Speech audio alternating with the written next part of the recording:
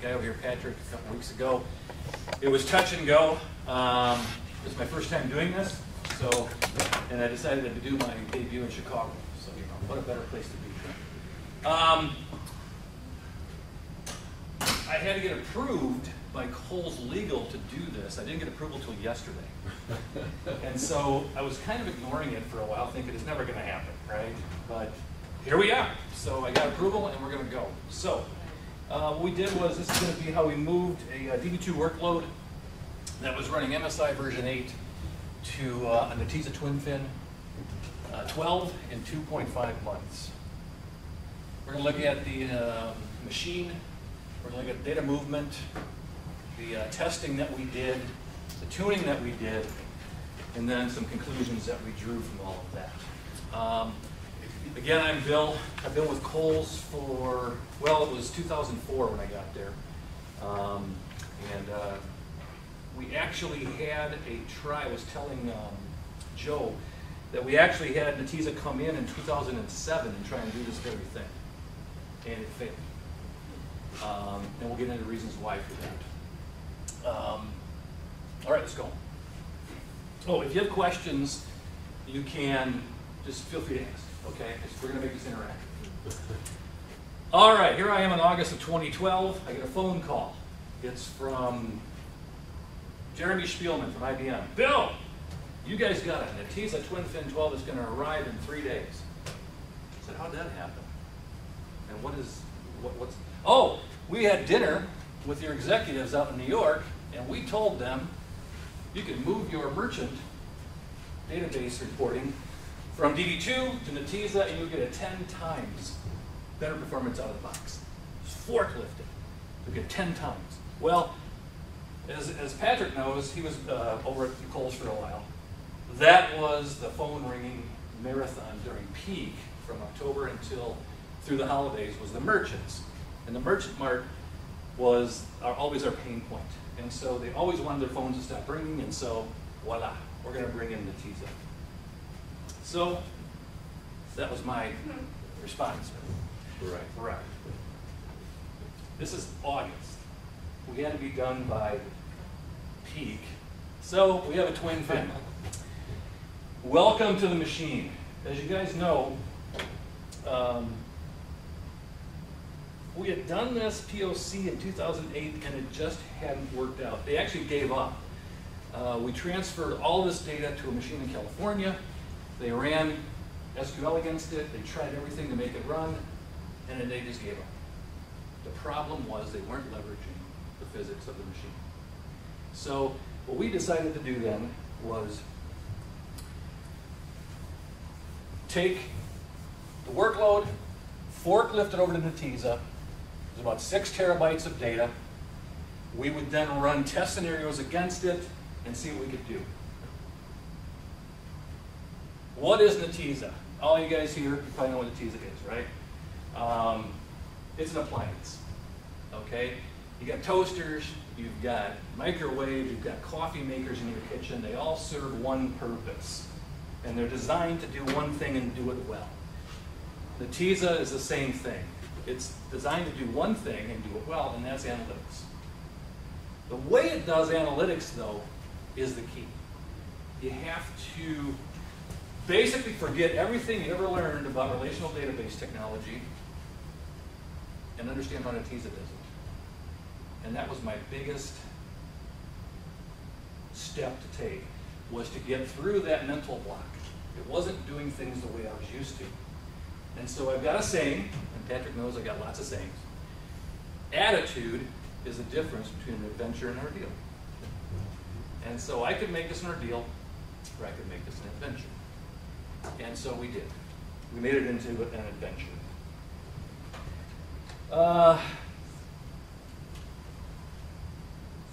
Netezza does do a lot of things well. It slices, it dices, it summarizes, it analyzes. It does not do transaction processing. So if you want to look at taking a third normal or normalized warehouse, put it into Netezza, bad mistake. It does very well with summarization, things like that. If you want to say, Netezza, go get me this row from this table where this column is equal to this value, it can do it. but it doesn't do it very well. So don't use it as a transaction processor. Just like a toaster, you wouldn't want it to boil water. You don't want to ask Netezza to be a transaction processor. It's just not what it is, okay? The data movement piece. We had a weekly mass data load. It started on Saturday once we got a lot of our stuff in from mainframe, and it ran through Saturday into Sunday, and then we would start our batch reporting process. There were many, many lookup tables, over 50 to 60 lookup tables, I believe. And we decided that we're just going to simply reload each one of these each week and not worry about if they changed. There were a lot of tables that were being manipulated with Informatica. We had to gather a list of these. We had to figure out how we were going to either send it over to Netezza or replicate it from DB2. The really cool part of this was DB2 was still in the mix because it was running two workloads. One was business objects and one was MicroStrategy.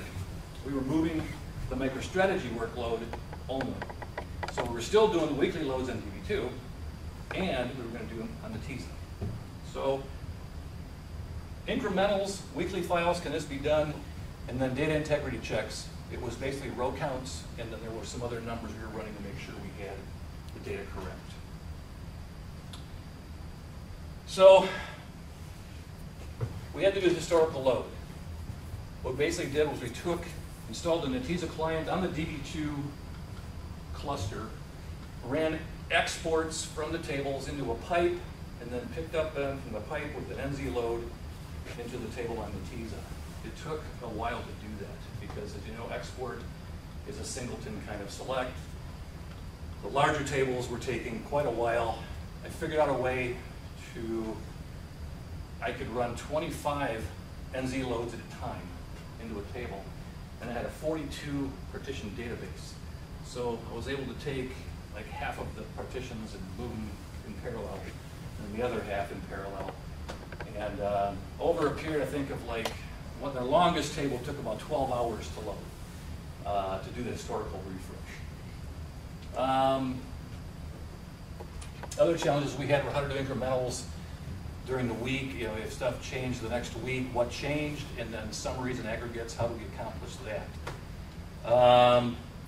Again, it was a DB2 database that was also used for business objects. Weekly loads needed to continue. So we decided, could we wait until DB2 had been refreshed for the week and then begin the Netezza refresh? Would we have time to still complete the MSI workload? And so we tested it. We got everything loaded over there, and we were in a pretty good time frame. We decided we could probably do it if Netezza performed as was built. So yes, we moved a lot of stuff straight from NZ load, from exports. We did a lot of the aggregates and summaries with ETL. We delayed the reporting to allow the copy from DB2 to Netezza, and that worked fine. MSI workload consisted of 4,000 to 5,000 scheduled reports on a Sunday, and then several thousand more on Mondays. We were processing about 100,000 pieces of SQL on any given Sunday to satisfy this request. Our first test,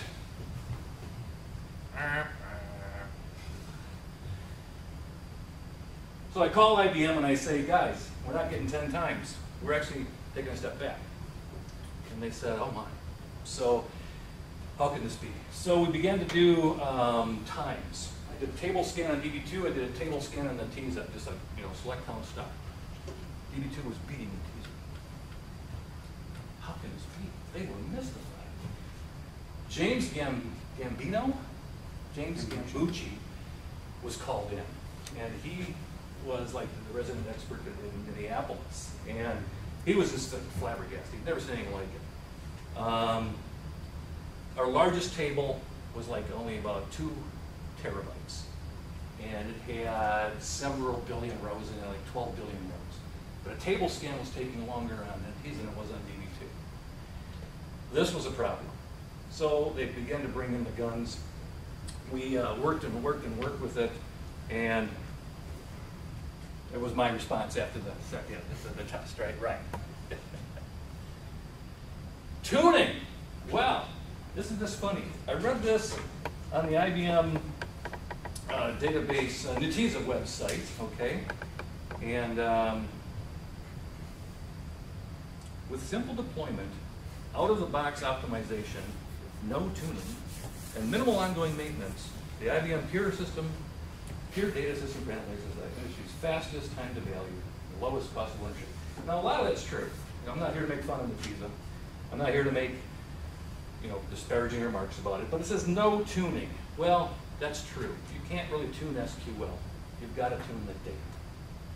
The only way that you're going to leverage Netezza's physics that make it fly is understand it needs data defined in certain ways. So, there's a wonderful book, a man named David Birmingham. I don't know if you've got heard of this guy or not. He publishes a book periodically. Started out. It is called the Netezza Underground book. If you haven't bought this book, get this book. All right? I'm serious. It's on Amazon. It's not very expensive. Buy his book.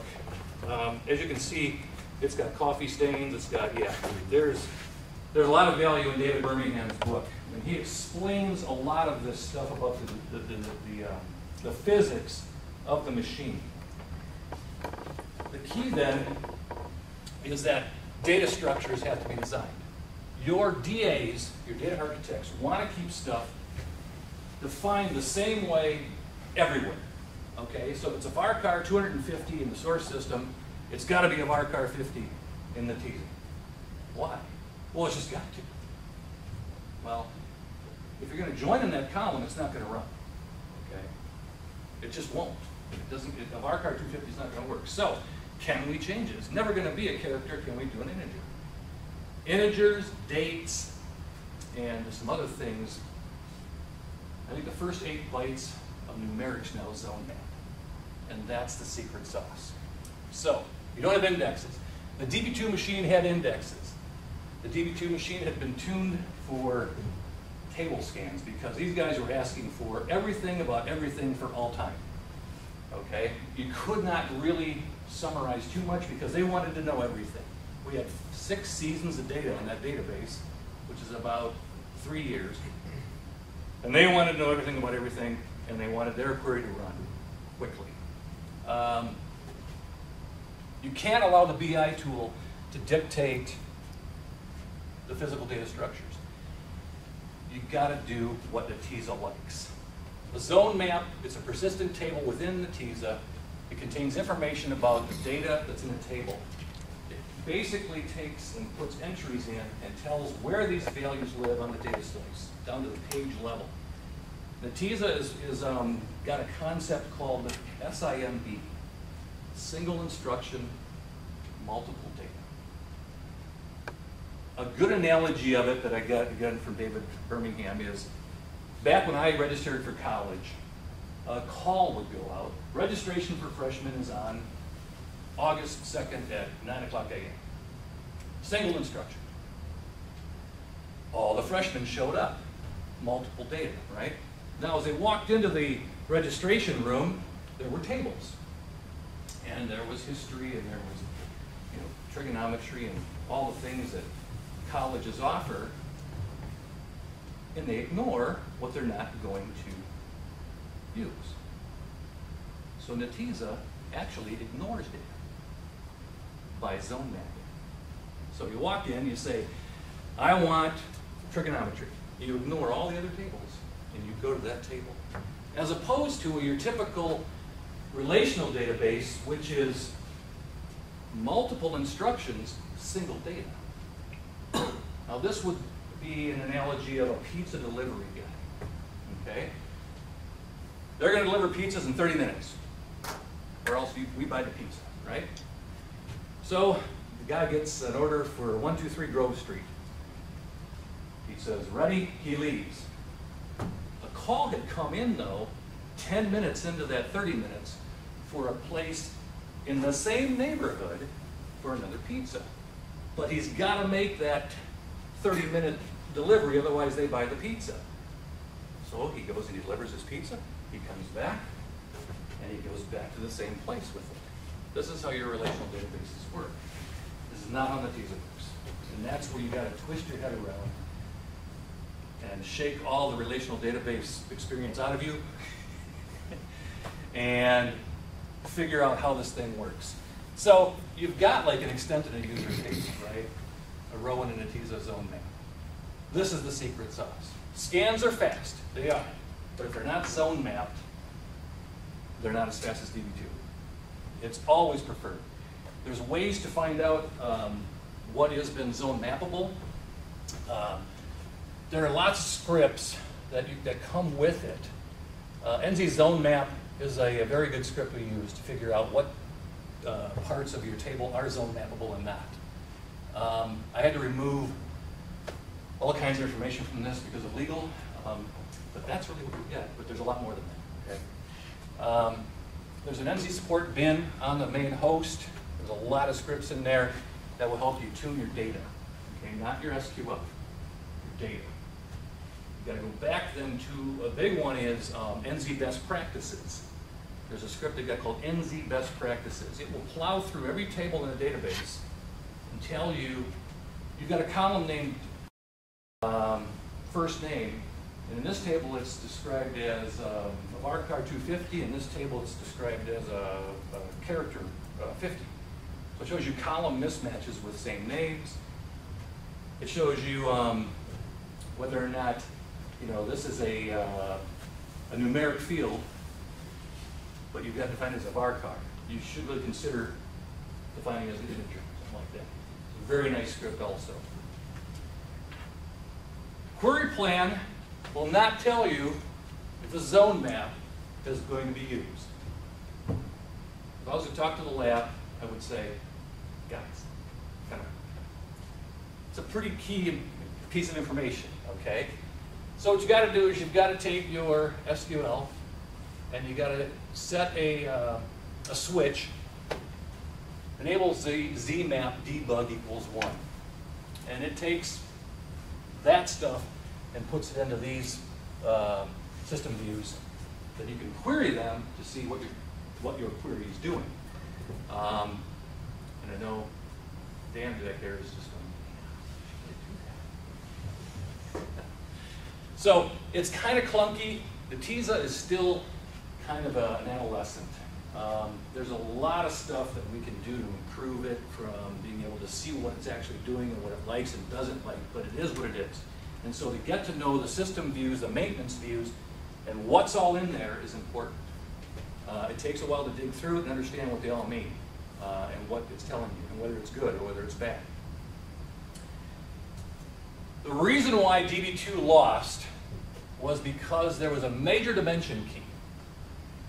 It was called the prod dim key. It was used in about 99% of every query. And it was defined as a numeric, a decimal 30, 0. The reason why it failed in 2007 was that they came back and they said, this is a composite index. Is there any way we can break this up and make it into an integer? And we said, no, it is what it is. You've got to use this. This is what our key is. And they gave up. What we did was we ran these through. Oh. Sorry, I got away. Ran through a circuit key generator to create a big integer. And so this is kind of the flow we used. We load our data. We create the sequence integer numbers. Went through a lookup table to see if they already existed. We identified any unique ones, populated them, the lookup tables with the new value, inserted the sequence, drops the original column, renames. We had a lot of stuff going on, but it worked. Getting that zone map on that join column was magic. And we finally had a great time, right? But it still wasn't good enough. We discovered that just-in-time statistics, it's a system setting, it's global, so it impacts your entire box, was actually causing us problems. So we shut off just-in-time. I remember the tech rep from Netezza saying, this doesn't make sense, but we should really try shutting off just-in-time. And we said, okay, let's try it. We did, and all of a sudden we saw better improvement. We did a lot of experimentation with organized by. A lot of the bigger tables, we discovered the sweet spot for the organization. So it's not just the distribution in Netezza. You've got 2 types of SKU that you need to be concerned with, as opposed to with any partitioned kind of database. You've got your data SKU, which is causing uneven spread across your slices. And then you've got process SKU, where all the values everybody wants are on one slice. And so you got to really understand your data to know where your SKU is from a spread perspective and where your SKU is from a process perspective. And it really forces you as a DBA and a DA to know the data. Go back for one slide real quick. Sure. So do you still have the numeric still, and then you created a certain key? Yeah. And then you change the query so you use a certain key instead. Well, we left the column the same name. Okay. They had no idea that we had done that. And as long as that same value was in all the places that they wanted it, they were getting the same result as they were getting in It wasn't a field that they would actually pull data back on. It was more just used for cross-joining across all the dimensional tables to the fact tables. So the users had no idea that this key really existed. Okay. The BI tool was generating joins on it and stuff. Once we got that though, and then once we got things organized correctly, that was the sweet spot. Thank you. I can't believe that we put this up there with the Kohls thing. Wow. Legal missed that. They must have missed it. We don't see it. So we beat DB2. It was amazing. We had horns going off and whistles and there was fireworks. And IBM was like, yeah. I saw very happy IBM people, okay? Conclusions. All right, out of the box, IBM lost. We had weird accesses to the data that they hadn't anticipated when they sold this, okay? I remember calling Jeremy and saying, dude, you have no idea what you've done. Jeremy Spielman was like, Bill, what do you mean? I said, you just don't understand. This workload is unique. This is a weird workload.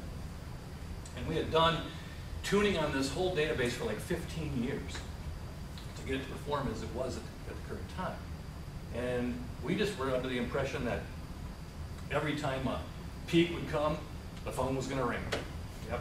Because their schedule reports were not going to finish by 7 a.m. on Monday. They just weren't. And then the ad hoc load would come in. And we just knew we were going to have bad Mondays. And that's how we ran it for a couple of years. Leveraging the physics of the machine was the problem. So out of the box, it lost. So when they say no tuning is required, they're wrong. Okay. The key was leveraging the physics, zone mappable columns, and especially organization of the table. So the cluster, the organized by, very key. The business was really happy. Their stuff was ready by 7. I think we were at the end. We were getting done, depending on when the data loads were completed. We were getting done by 2, 3 a.m. All 5,000 reports were ready. It was beautiful. It was magical. In the end, we had more than doubled. This was some numbers I took from April 14th to June 16th in 2013. We did 46,896 reports, took 700 minutes. It was about 6.4 reports per minute. And before we finally pulled the plug on it, we were actually averaging close to 9 reports a minute. One of the major changes that we made, though, was there was 2 reports that were running on DB2 that would never finish. They would blow temp space. Every weekend, these 2 reports would fail and they'd blow temp space. But no one ever complained. But they ran every week, and they blow up. No one either. We ran one of those in Netezza. Once we had things rolling, it consumed all of Netezza's temp space before it failed. So we called the business and we said, hey, these 2 reports have never finished. Is it okay if we just don't run them anymore? And they said, oh, yeah, don't worry about it. So we took those 2 reports out of the report mix, and then that freed up a lot of resources that were being consumed. So we also found some things that were just, I don't know why they were even running. Okay. So in conclusion then, we really stress that it's not SQL tuning. I know a lot of DBAs, me included, okay, give me the SQL, I'll do what I can with it, right? Some of that's true. I mean, you know, you can say, well, put this join predicate instead of that one, and might tweak the optimizer or the way it determines its data paths and all that stuff. But we now have users. Since this has happened, we've basically abandoned the TwinFin 12. The merchant got pushed back on the DB2 because the marketing team came in and said, we want Netezza. So now we've got 3 Netezza boxes the marketing team is using, and they love it because they are the DA, they're doing ETL, they're creating tables, they're running Unica for campaigns, they're running SAS for analytics, and they love it. And so I have no control of the SQL they're running, absolutely none. And I could capture it and say, you know, this SQL really, they don't know what they're doing. They're just pushing buttons in Unica, or they're pushing buttons in SAS, and they're throwing it against the database. We have gone to them several times and said, okay, here's a better way to determine what's a good table layout for your query. And they're getting it. They're understanding that the data is the key. And we're seeing a lot better performance in Unica and a lot better performance in SAS. It's all about the machine physics. We're at 4 o'clock. We've got about 10, 15 minutes. If you want questions, I'm open to questions.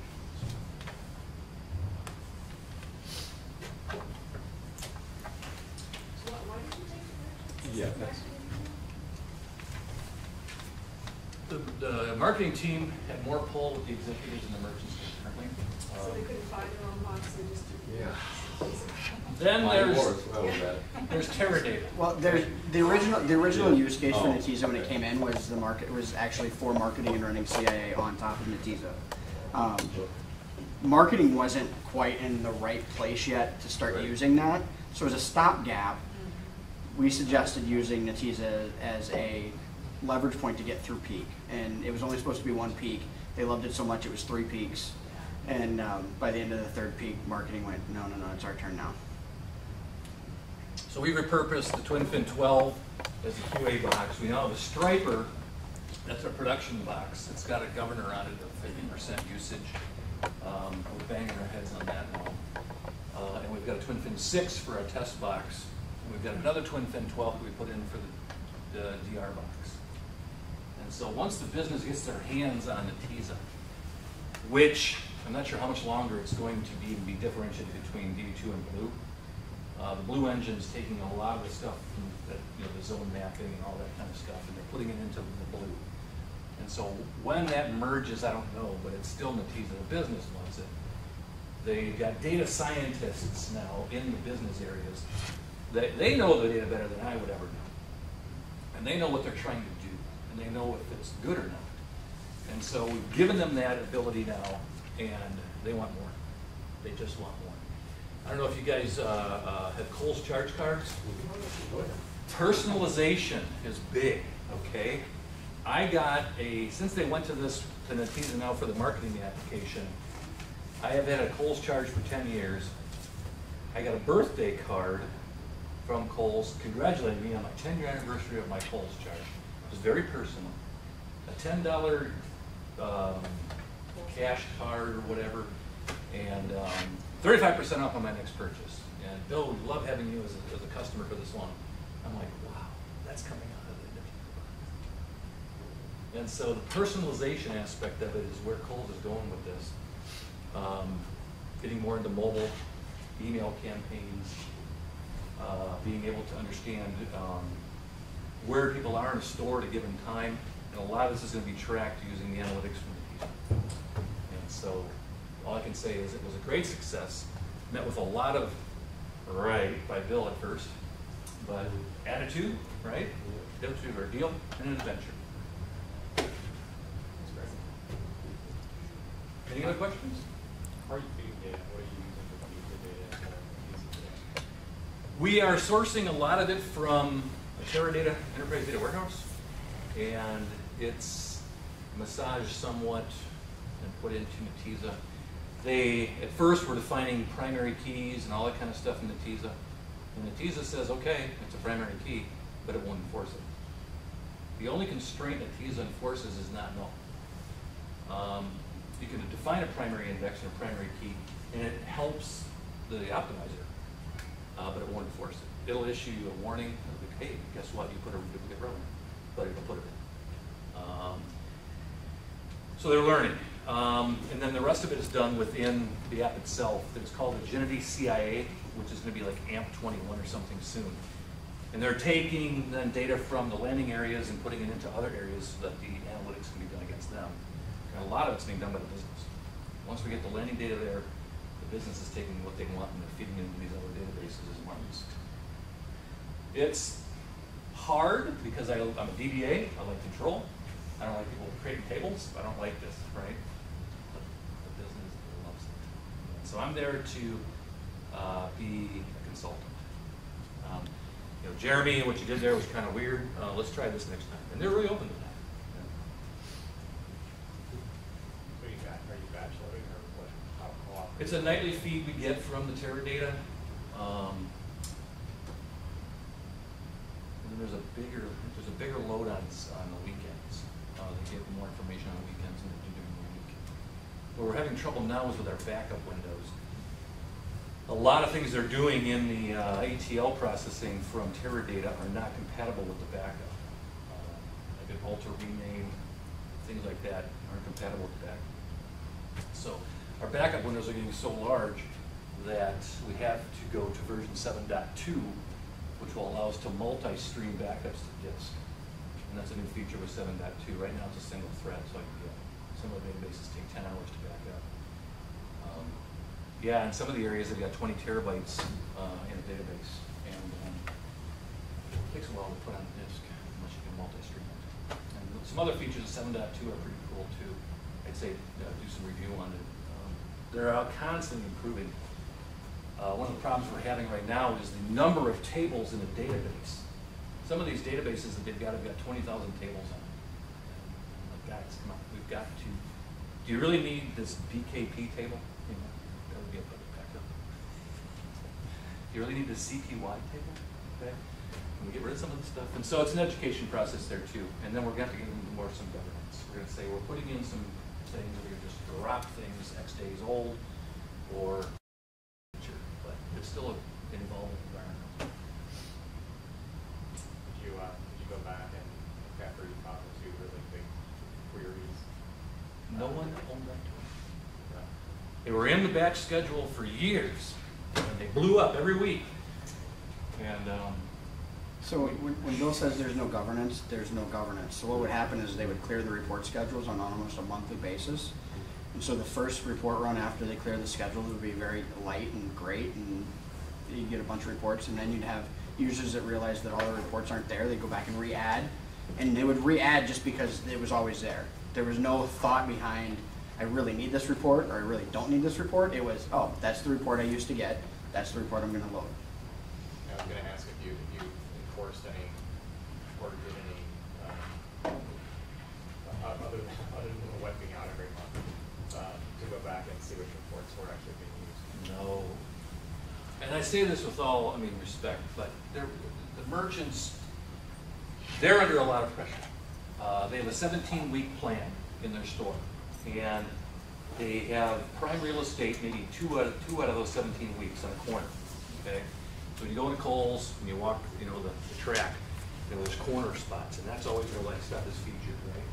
Well, as a buyer, your stuff can only be there for like 2 weeks out of your 17-week plan, and then something else comes. And so they depend on these reports to know what they got to buy, what's not selling, what is selling, and to keep the things in stock. One of the stories we tell is, we opened up a store in a major metropolitan area, an east side and west side store. We have a soft opening, okay? And during the soft opening, we have new store flow back with product. Well, east side stores, high school colors are blue. West side stores, high school colors are red. Well, guess what? It was a run on red sweaters on the west side and a run on blue sweaters on the east side. So the two store managers call each other and say, send me all your red sweaters, send me all your blue sweaters, okay, you know? Because that's how fast they want to react. Now we put in, this is like 9, 10 years ago this was happening, but we put in other ways to handle that. But that's what they want to be able to anticipate, is where is a run? You know, where am I getting hit where I don't have stock? You know, do I got proper sizes? All that kind of stuff. It's a big culture change for Kohls too, because a lot of what they would do is the buyers would keep huge binders of these reports, and they would go back for seasons. So they'd run all these reports and print them out, put them into a binder, and then do that on a weekly basis. So, you know, there was a huge effort underway to also just change culture and actually leverage technology.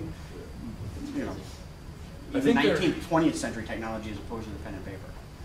I think they're coming back though. Teradata is what's handling all the MicroStrategy's merchant reports right now. They're not happy. I think we're going to probably see another Netezza box soon, probably August. Bill, can you move MSI 9 over to Netezza by October? I think we did that once. You're ready. Are you guys looking at predicting then? I mean, just thinking about these reports with the history, trying to help the merchants and buyers predict now? I know that's not your space necessarily, but. They've got some of that ability. I'm not sure how much in Teradata. I don't know how much MSI gives them of that.